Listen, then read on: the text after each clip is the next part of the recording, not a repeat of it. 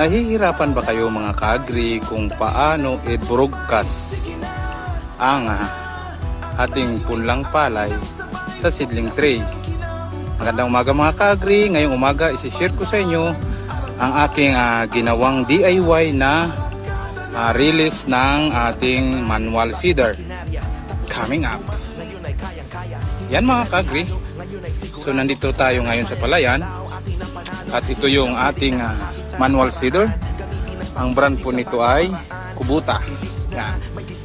So kaunting share ko sa inyo mga ka-agri tip. Ito ho mga ka-agri ang ginawa natin DIY. Yan.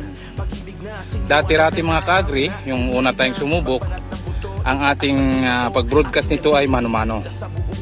Pero ngayon mga ka-agri ay ganito po. Baka hindi nyo alam, ito po ay Sipar